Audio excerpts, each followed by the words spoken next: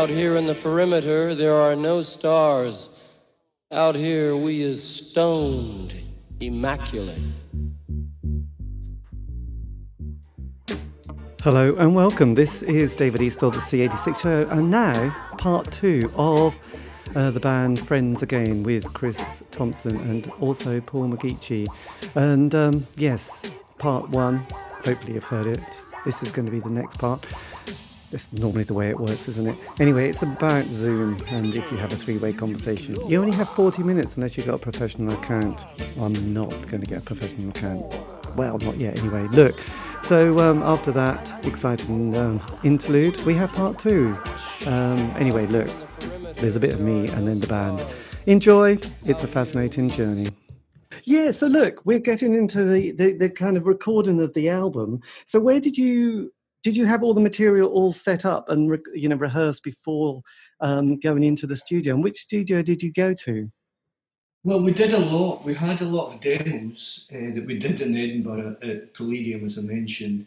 And then we went to various studios. I think the first one Wessex, Chris? I remember going down to Maison Rouge in Fulham, where Wham were recording. Yeah, but we'd been in somewhere before. We went to Wessex. I think it was Wessex, and we were in there for a few days. Yeah. We were in quite a few studios, and then we were in Maison Rouge, as you say, Red Bus, but most of it was done in Rack. Rack, yeah, that was brilliant. I loved Rack. Right. It's still going, isn't it? I mean, it's still going, yeah. I was there a couple of years ago. There's lots of figures in and out. And I remember when we got there, it was the other band that was in the other studio was what they call it in Scottish, Big Country. Chris. So Big Country when we were in Studio 2, and we knew it was Big Country. The studios had wee portal windows in the doors, like wee porthole windows, and as you walked in, you could see this head appearing and disappearing, and it was Bruce from Big Country bouncing up and down on a couch playing the guitar, and on the couch was crates and crates of Tennent's beer. Fluid in the Tennent's lager. God, I'd forgotten how big. I thought Big Country were going to be much bigger than U2, actually. I was such a big fan of them at the time. I thought they were just amazing. Yeah. Really. Another Scottish band signed to the same label as us again. Yeah. Right. Phonogram, there was so many Scottish bands signed to that one label through the 80s, Friends Again, Love and Money, Hipsway, Texas, Big Country, all signed to the same record label. So it was like, when you it was like... And what's the memory of recording the album? Is it generally good? For me, it was. Yeah. I think different people have different views. It was tough. It was, the demos and so forth, we were quite prolific in demoing. We did quite a lot of experimentation, some of which was good, some of which wasn't. But the producer that we worked with, Bob Sargent, was really fastidious. And he was a massive Steely Dan fan. And he was a massive fan of the producer, Gary Katz. So he was a bit of a taskmaster. I mean, I look back on it quite fondly, and I'm glad he was, because if he wasn't, I might not still be working in the music industry, because he really made you work hard. So, for example, I would go back, and we had a piano set up in the apartment we were staying in. I would go back and practice 4 or 5 hours to make sure I got on the next track the next day, because I would be replaced otherwise, which was a long time. So you had to learn, and you had to learn quickly. But I think I would say, personally, I look back on it fondly, yeah. I liked making the record. It was tough at points, but I liked making it, and it was a good time. It was a very exciting time, living in London and making a record. What else? It was brilliant. Yeah, it was. I enjoyed it because we were lucky. They put us up in a nice apartment just down in Queensway, and we'd walk up a couple of miles up to the studio in St John's Wood through the park or wherever. It was a lovely walk up. Nice part of London. It was really superb. It was a strange mix. The only bits I didn't like was where, you were due to do your vocal, but the high, once you'd actually got something down. So it was a strange mix. It was a bit like doing an exam or something. There was a pressure, and I'm sure Paul's the same. You know, we weren't that comfortable with young musicians, and Bob That was was, yeah. I mean, James could play 8 hours a day and play everything, and Bob Sargent loved his playing. And you can hear that in the records. Chris and I had to maybe work a wee bit harder. Yeah. And stuff. Because it's kind of interesting.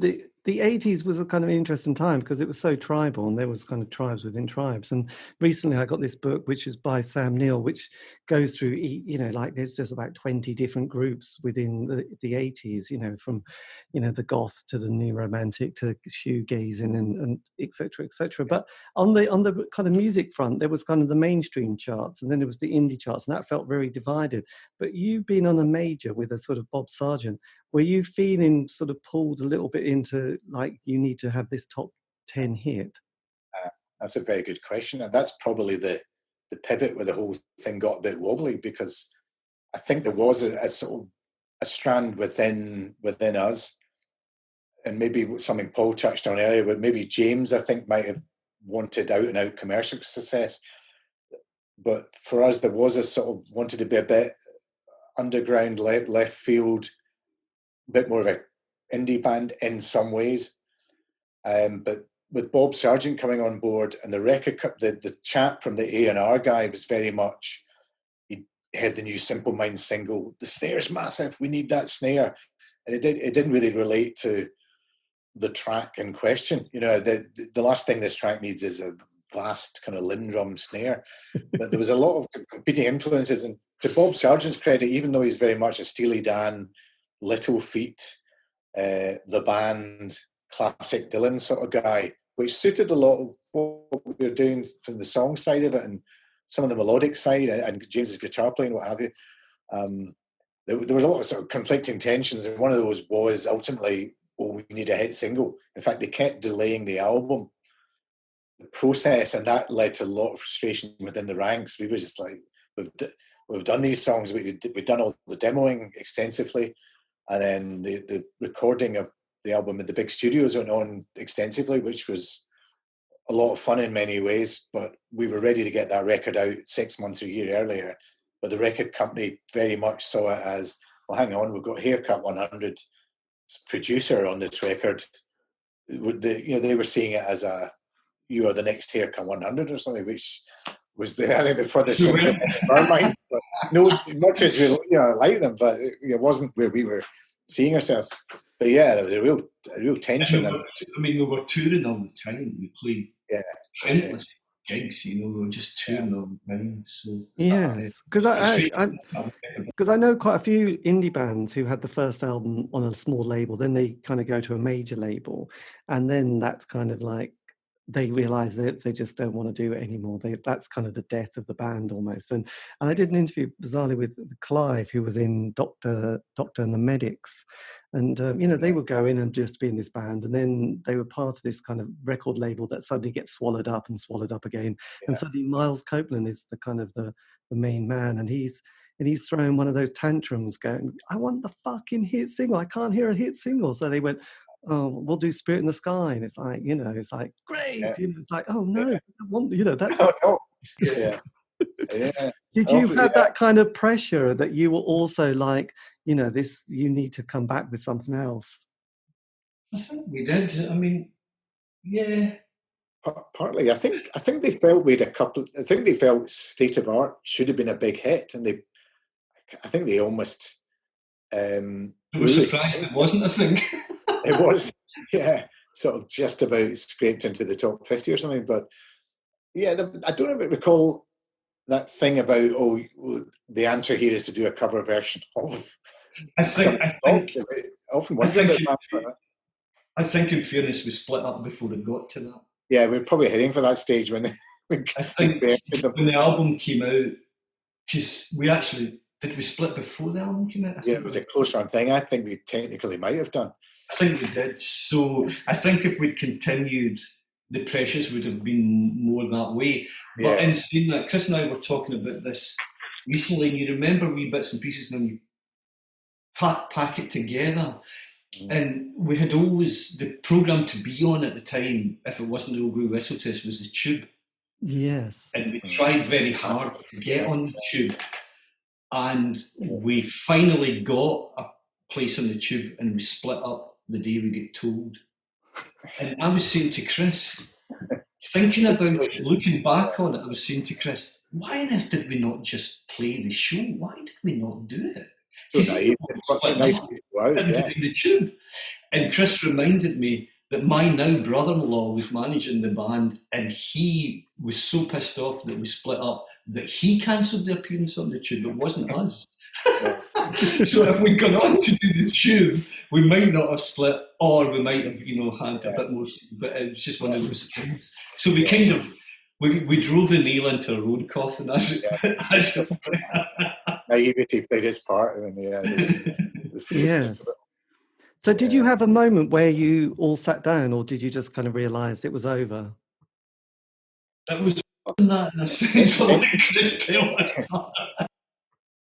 I think the tensions had been creeping up a little bit over the recording of the album, and I think James was getting increasingly frustrated, and I think saw himself as he wanted to front something and really go for the commercial jugular. And understandable. I mean, he's a great singer as well as a guitarist. He had the writing abilities, and we weren't having a hit single. He really wanted that big commercial breakthrough, and so the tensions were building, and it was. I suppose the final blow is a bit like breaking up with a girlfriend or something. You don't see it coming till the blow lands, but when you look back and say, right, the signs were there, but. Sort of naively carrying on, just with no grand plan, just sort of stumbling from day to day, week to week. But it was James who took the initiative to say, "No, this is over. I'm starting something new." Yeah. It was a quite an abrupt end, but we that's the interesting area. We should have been, if 5 years more maturity in a collective mindset, would have gone, okay, let's strategically let's do the tube. We're booked. Let's do the tube. But yeah, it was all a bit messy. I think we did try and pull off. We did a couple of shows we had booked with a view to let's keep this under our hats, do these shows and do the tube at the end of the month. But by the time we'd done the couple of shows, that's when, as Paul said, Mark, their manager, got wind of it all and just went mad. Told the record company, told the tube. This band are no more. They are a dead band. They're not just resting. So. But the bizarre thing, you both then sort of form bands that have a phenomenal output and years of work and success. So how did that? I think we're too deep in. It probably goes right back to the description Paul gave of the Outhouse years, where we were just like. We'd really sort of set our stall out that we wanted to do music. We'd put so much in and we loved it. There didn't really seem to be any question of stopping it. I think I would speak for Paul on that as well. It was Love and Money picked up directly from the Friends again. James had some songs, Candy Bar Express notably, where it was like straight into the studio. Let's go. It was a man on a mission, and you guys were. Yeah. Really wanted to get moving. Yeah, I suppose we went straight into that. And I mean, there wasn't much thought in the sense of doing something else. One, I don't think none of us finished what we were studying. I was studying dropouts really. I dropped out in second year when we got a publishing deal, and Chris and Neil both did the same. So we didn't have any we hadn't gone career-wise or anything. And I think we just invested ourselves in it so much, we just didn't know anything else. Love Money were very fortunate in the sense that we immediately re-signed back to Phonogram. Neil then very quickly left the band because he didn't feel that it was right for him, and we got Bobby Patterson, who was the engineer at Parkland Studios, an amazing bass player, to join, and it kind of seemed natural at the time. But as Chris is right to say, James was very focused on that, and the A&R man was kind of, I suppose, they'd invested in Friends again, and you could see maybe some return from Love Money. I don't know. Yeah. And did you both feel, because you were in the different bands, did you both feel kind of like happy where you landed and thought, actually, this is more what I want to do, and didn't regret the band breaking up. Well, Love Money's an interesting thing because the first record is not a record I would really listen to, and it falls into two different bits. So some of it is kind of not that. Songs like You're Beautiful that I wrote with James isn't that different maybe from something we would have done in Friends Again, piano based. And then you had big things like the Candy Bar Express. So we had two different things going on. And it wasn't necessarily going to be that way, but the record company, when they heard the Candy Bar and that kind of stuff, they really wanted to push that. So that first album was a wee bit of a dichotomy. It was great. It was really good fun, and bits of it were stressful. It was good working with producers. Again, quite young doing that. And then the second Love and Money album, Strange Kind of Love, was where I think the band started getting a bit of a stronger identity. Yes, that's and what about the Bathers? Yeah, well, again, quite lucky. I mean, I think initially the record company had the initial idea that they were just going to keep us all signed, which, looking back, was probably quite good. So no one had the shock of the band breaking up and then being absolutely dropped from a record company. But as it played out, I did some demos. I sort of maybe did half of what became the first album. And at that point, suddenly the tune changed from the A&R guy. I think the record company just sensibly said, hang on, let's put all our eggs in one basket here. We want to get a return on this. Candy Bar Express, what I was doing was much like a left field and in no way as commercial. So sensibly, but it given me enough of a kind of a head start, that the confidence that I could do it on my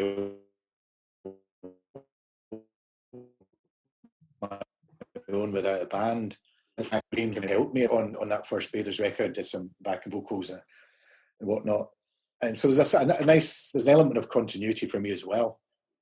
Same studio, John Turner at Palladium, and the resident engineer Keith. So I had to kind of say I wasn't completely out on my own. And very quickly, through a diehard Friends Again fan, heard the demos, said, right, I've got to get a deal on this. And I thought, oh yeah, sure. But lo and behold, she took it round and she got us a meeting with Go Discs, and it was as he was known then, Porky the Poet. What's his stage name now? Is the well-known, the big guy, Phil Jupiter. Yes, that's it.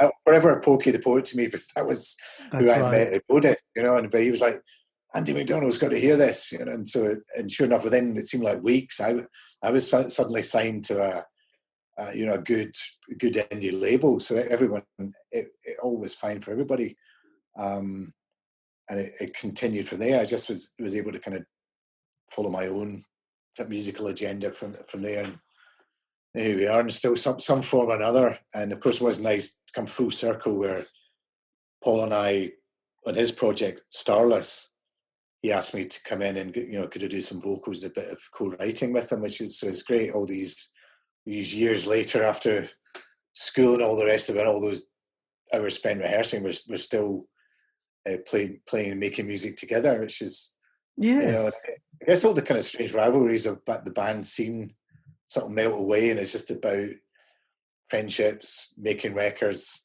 enjoying the process, trying to achieve something of value, and people enjoy. It's interesting because a couple of weeks ago, I did an interview with a guy who was in Pete Murphy's band, and they were called the 100 Men, a guy called Paul. And he does a lot of, bizarrely, he's also a lecturer. He's got 2 lecturing jobs on student, with his students. But he still records these kind of projects where he just gets hundreds of musicians, to guest here and guest there. So you do something quite similar, don't you, Paul? Yeah, so I've put 2 albums out, working on a third one just now. First one came out in 2016. And after Love and Money split, I kind of became a producer and engineer, and I've worked with, I've done over 600 albums now, but which is ridiculous. But so I worked with an awful lot of great Scottish artists, a lot of traditional artists as well, Julie Fowles, Carl Matheson, people like that. And then I decided Love and Money reformed a number of years ago, and I can't remember exactly when that was. I think it was 2012. and we did a few shows. We were meant to do one show, but it went really well, and we did quite a few shows. And up to that point, I hadn't really played. From 94 to 2012, I really hadn't been a musician. But doing that, I had to learn again, and it kind of gave me the bug to do something. And what I fancied doing was working with artists that I'd worked with before that I really liked and respected, and also trying to approach artists that I loved their stuff but hadn't worked with. Yes. That was the idea behind it. And the first person asked was Paul Buchanan from the Blue Nile, and I was very lucky that he said yes. And when Paul agreed to do it, then I think a lot of other musicians didn't feel so, they were quite warm to my approach and got involved. And then actually, funnily enough, on this track, and I don't do this very often, but I woke up one morning, I had the track in my head, I went into the studio and recorded it, and I was playing it back to my wife, who I don't play a lot of music to because she doesn't listen to a lot of music. She listens to the Beatles, McCluskey Brothers, and Crowded House, and now Christina and the Queens, I think. But that's about it. But I was playing her the track, and she said, "Do you know who you should have asked to sing?" I said, "No." She said, "Chris Thompson." And I hadn't thought of it. And it's just when she said it, it just was like, yeah. And I got in touch with Chris and did a track called Misty Nights with me. It was really great. And part of the track actually kind of talks about our youth and in Friends Again, mentions the track Honey the Cool and stuff, and it was quite emotional actually. It was good. Really Well, I nice. would imagine. I must admit, because your story, which is a slightly different, I never, haven't done hundreds of these.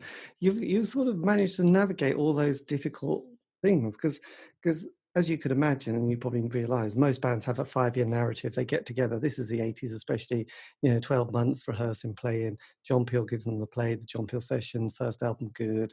Second album, bit tricky. Lack of money. Relationships have hit. Like aren't going well. If anybody ever tours America, they always say, "Oh, we came back and split up because it just sort of finished them off." But you managed to sort of keep it all rolling to the next project without kind of internalizing it and then sort of getting bitter and twisted. Yeah, well, I mean, I think one of the things for me, when the band split up, I had 2 children, and it kind of, I suppose, focused my mind in a sense, because I love money. I mean, I was very fortunate. I've been fortunate in having a good career and quite a stable financial career through the music industry. But when Love and Money split up, I knew that I could live for so long, but then I would have to do something. My qualifications really at that point were zero. I was qualified to do nothing. I wasn't even qualified to work in a bar, really, because I hadn't done that. So I thought, well, what else do I know and what do I want to do? And as a kid, what I was really interested in was being a producer or engineer and owning a recording studio. I never thought myself of being as a performer at all. So I went back to that and I kind of fell into that, and I got a couple of lucky breaks just working with artists that then, because they were well respected, other people came to me. And I really enjoyed that, and also having an electronics background, it kind of ties into that. And I really enjoyed that. And I suppose, to be honest, I didn't really miss the touring aspect of it and the live performance because I've done it for so long. Yeah. And it's the reformation of Love and Money that kind of made me realise that I did miss that. If I'd never played with Love and Money again, I would never realise that I missed it. And I wouldn't have bothered. So it's ironic in that sense. But I really enjoyed those few shows we did. And then we did an album, which maybe I didn't enjoy as much as the live shows. But again, it did get me really wanting to make records again. So I've been enjoying making records again. But I think, I'm sure Chris will say the same, I think we'd done it for so long that what else do you do? It's like, it just becomes what you do. So even when lecturing at university, it's about music production, I lecture. So again, I'm very, very fortunate that I'm doing something that I love to do. So very lucky. Yes. And how did the narrative of the Bathers progress to the bit where you think, oh, I'm not quite sure about this? Well, I think I did the luck. I had the first album with the Goddess, and had the usual, all the classic record company problems.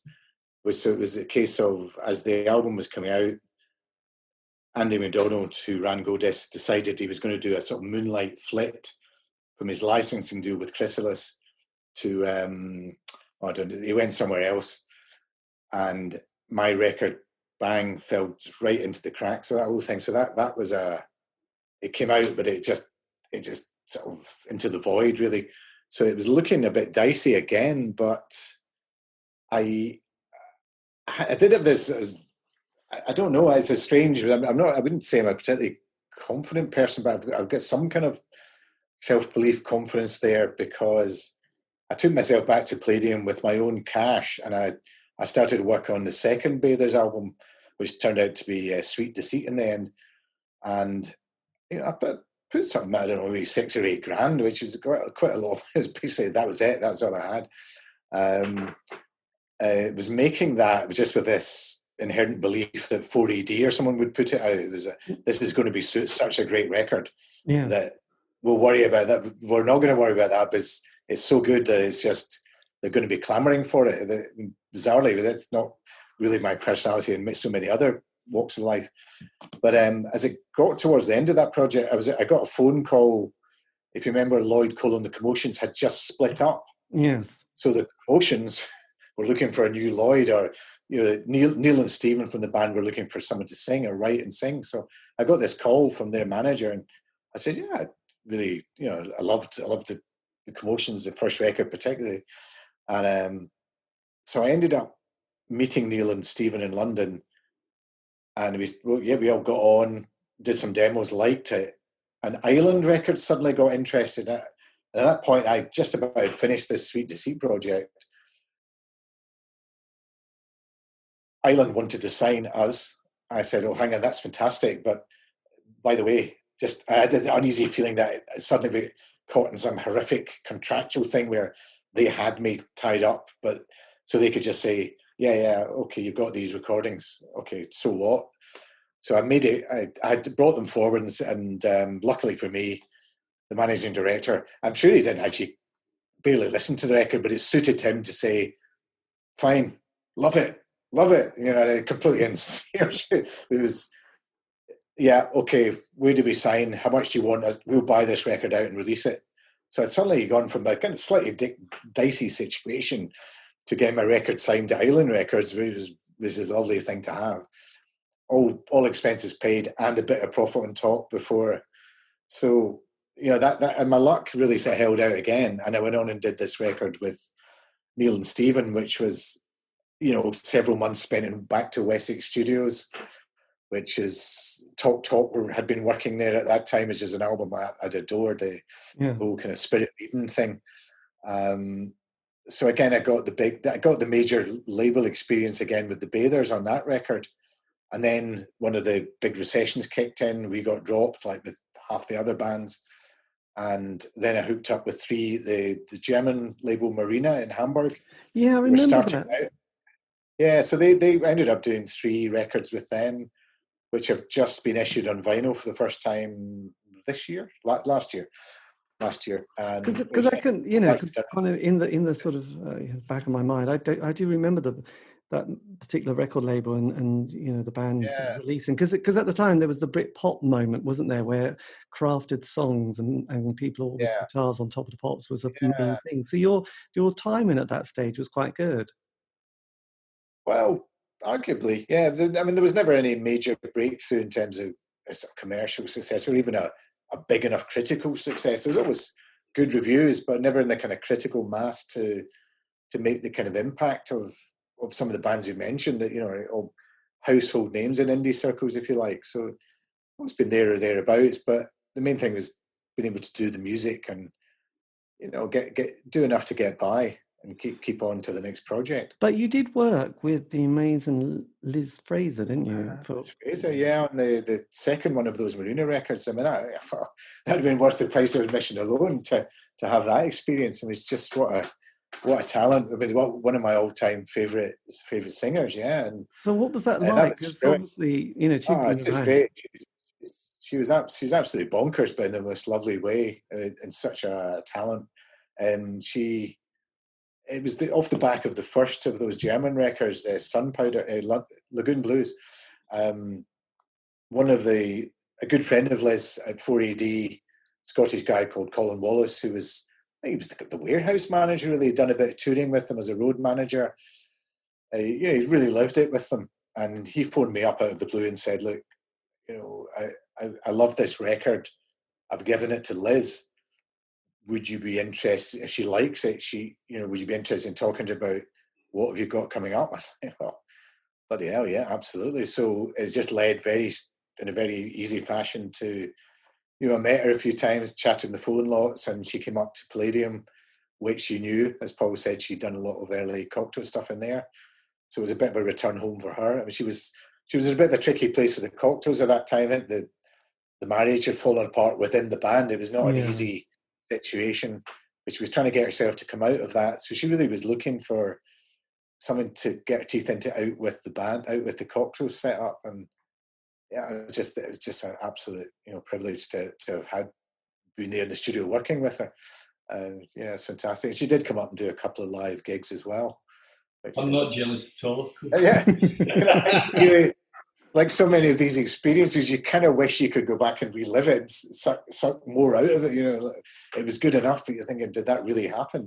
I remember Love Money had a song called You're Not the Only One on a third album that I really liked, and I suggested to the record company that we asked Liz Fraser to duet with James on that, and the A&R man said, "Nah, I think it'd be better with Sam Brown," and that's how much the record company understood what we were doing. Yeah. They probably, because she had that big hit "Stop," didn't she, in the 80s? So they probably thought, Sam Brown, she'll sort it back. But that's something. That's sometimes what A&R's like, whoever's the hot potato at the time. They went to see what we were talking about artistically. Not jealous at all. Yeah, the big hit. Yeah, no, it's been an interesting ride, and hopefully there's more to come. Paul's working on stuff. I've almost finished the new Bathers album. Quite a heavily orchestral approach. Did a lot of sessions with the Glasgow String Orchestra. And it's sounding good. So, in these strange times, you move to the next project, keep going. So just briefly, how has lockdown been for you creatively? Highs and lows. I mean, I find I am playing a lot. I mean, I've really, really enjoyed that. It's something, even when I've not been releasing music, I've liked to think I'm quite a reasonably good musician now, and I could say after all these years. And I find that an absolute pressure valve. It really has helped a lot, to just be working your music, even if it's just for your own enjoyment and in the moment. I spend a lot of time trying to get an hour or so of piano in, and sometimes that leads to nice ideas, or sometimes just to practice, just to get into that music headspace. Yeah. So quite fortunate. It's missing. Not that I did a huge amount of live stuff. I think the last full live show Paul and I did, it was we kind of combined forces with some Starless material, some Friends Against some Bathers stuff, which worked really, really well. So it gave us a taste for it, and we were booked to do a few things last year, and of course, went by.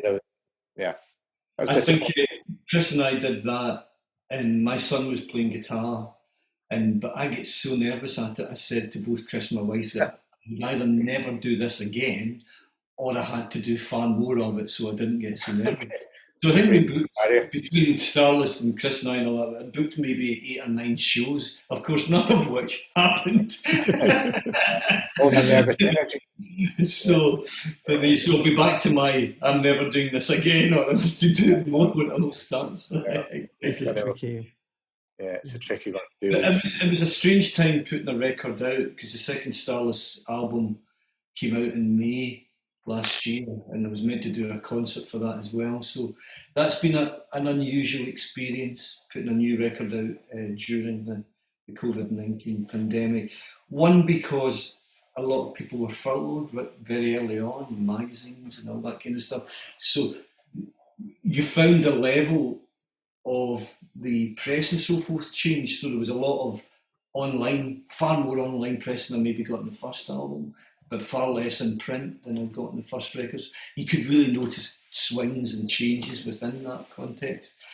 I found the second part of the lockdown post-Christmas more difficult to be creative than I did in the first one. The first one I found it quite easy just to get on and work on the album being released. Yeah. But I'm writing again, and I'm working on the next record. I've been redesigning my studio over the last couple of weeks, so hopefully next week I'm going to start recording some stuff again. This is good. I know. I think the spring coming back is good. So look, last question, which is always a bit tedious, but I quite like it. So if you could have said something to a 16 or 18-year-olds, like starting out in your creative, journey, what would you, if there's something you could have just said to somebody, or something you've learned, you think, God, I would just give them this bullet point or two, what would it be? Ooh, good question. That's a hard question in a sense, because Chris touched on it earlier on when we were saying, some of the responses you make as a young person are knee-jerk reactions. And with hindsight, as Chris and I were saying, if at that time we had more control or thought about it more, then we would have played the tune and so forth and been more aware. And I think maybe that's the advice, although there's something good in that as being a young person where you just react and you do something. Maybe take time and consider what you're doing. And maybe people are more considered now than we were then. The music industry is a very different beast now from what it was when Chris and I started off. No one knew anything about anything. When we started, we just did it. We all forget how basic it was. I mean, recording it was an old cassette thing. Distortion was 50%. I think if I was going to give advice to musicians and so forth starting out, is just keep going. Don't let things. I'd say some form of try not to stress and try and enjoy it. The kind of balance. It's like when I'm talking about recording the Rack sessions. On one hand, it was absolutely amazing, and then there was just this element that was torture. But a lot of that's just self-inflicted, rather than beating yourself up and sort of worrying about your vocal or your keyboards. Just because you're giving your best shot, and don't stress too much. Don't sort of beat yourself up. Try and actually enjoy the moment a bit more. You could avoid a lot of kind of pain and anxiety just by just trying to, if you had that wee crystal ball to say, some of that stuff you're worrying about, or you're not quite enjoying this as fully as you will the memory in 20 years' time. If you could somehow tap into it, but God knows how it could be done. I think it's just part of the deal. You're young and you want it all now, and you are going to worry. You don't have anything to measure it against. Yes, this is true. And it is difficult, but you're right about that kind of, you need someone to say, by the way, just enjoy this moment because it will pass and you will go, blimey, damn, I should have smiled a bit more. Yeah, exactly. But there you go. But Lee, so would you, just really briefly, because we've got less than a minute, so it's going to cut. But was, the band Friends Again, is that the most important thing in your life? Was that the most musical, important thing that you look back on? Or were the other projects kind of equally as important? I'd say equally, for Paul. I would say equally as well. I would say Friends Again is really important because that's where it all began. Screw Kids coming together and having the idea of having a band, my God, in the early 80s was a pipe dream. So that's got a special point, poignancy because of that. But the other projects are equally as important. Yeah. Yes. Well, look, it's all going to go. And look, thank you ever so much for your time. This has been amazing. Pleasure. Nice to chat to you. Yes, and I'll send you the links and then you can always post them up if you fancy. Yeah, we'll put them on Facebook and everything. Thanks for that. Okay, thanks a lot. Thanks, David. Nice to meet you. Yeah, David, nice to meet you. Cheers. Bye. Bye. There you go. That's how you say goodbye in the world of showbiz, or not. I know. I love those slightly sort of fumbly moments. Right, that's it. A big thank you to Chris and Paul again for giving me the time for that interview. Friends Again, you can find them here, there and everywhere, probably somewhere. I don't know, just Google it. And if you want to contact me for some nice reason, make it pleasant, please. You can on Facebook, Twitter, Instagram, just do C86 Show and you'll see me there, David Eastaugh. And also all these shows have been archived and there's a lot of them. And you can find those on Spotify, iTunes, Podbean.